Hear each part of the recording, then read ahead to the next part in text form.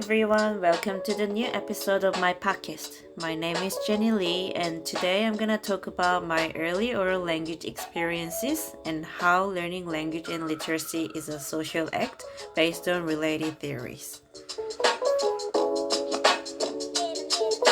I'd like to share a Korean nursery rhyme with you to start with, which is one of the earliest songs I remember singing with my parents at home. 곰새다리가 한 집에 있어 아빠 곰 엄마 곰 애기 곰 아빠 곰은 뚱뚱해 엄마 곰은 날씬해 애기 곰은 너무 귀여워 힙죽 잘한다. This song is about three bears, a daddy bear, mommy bear, and baby bear living in one house. I remember singing this song over and over again with my mom and dad when I was a child. Growing up, I enjoyed singing and listening to songs, which was how I developed my oral language skills. This can relate to receptive language. Through the repetition of words by singing songs with my primary caregivers, I could enhance my language and literacy skills. I've got an interesting audio to share. Let's hear it.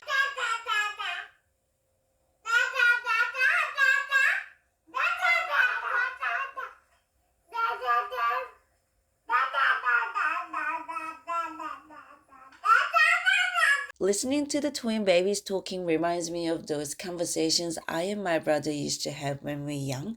The twin babies in the audio used a lot of expressive language, which includes different tones, volumes, pitches, and speeds of voice.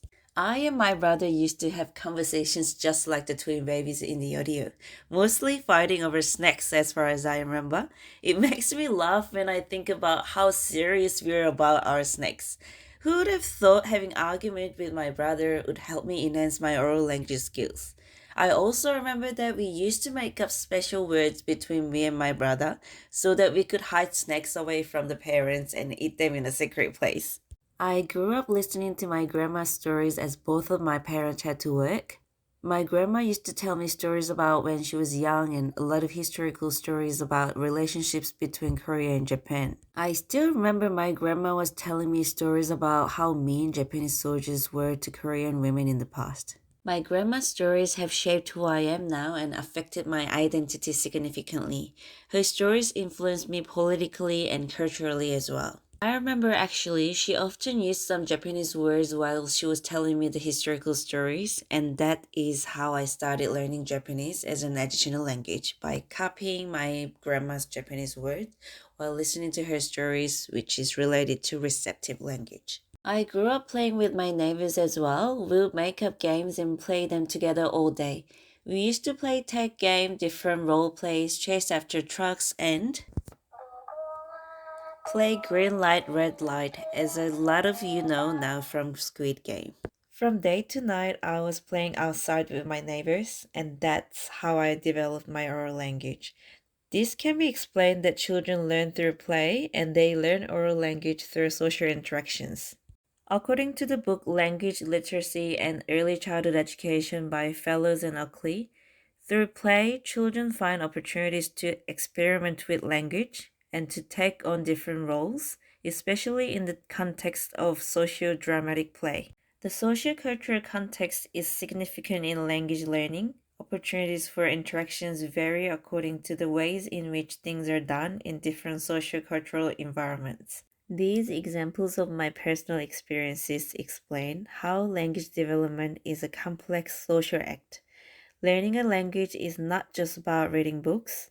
Language acquisition happens through daily exposure to language. Language occurs from everyday experiences through meaningful interactions with others, especially with the immediate family and environment. It is interesting how my early oral language experiences are in line with socio-cultural perspective, which is a perspective that sees literacy as a social practice, something that varies according to communicative purposes and socio-cultural context. Vygotsky's socio-cultural theory emphasizes that social interaction is essential in children's literacy learning. This approach of literacy learning underscores the significance of cultural practices in the home and in other social groups. According to this point of view, some children go to school with experiences and attitudes that are closely aligned with the requirements of literacy within educational settings. Again, I reference this useful information from the book Language Literacy and Early Childhood Education by Fellows and Oakley. In closing, I shared my early experiences of learning oral language and literacy with you today. Those experiences explain how language and literacy acquisition happens through social interactions in social context, which is based on Vygotsky's sociocultural theory. I hope this podcast helps you understand children's oral language development. Thank you for listening. Enjoy the rest of your day and see you again in the next episode.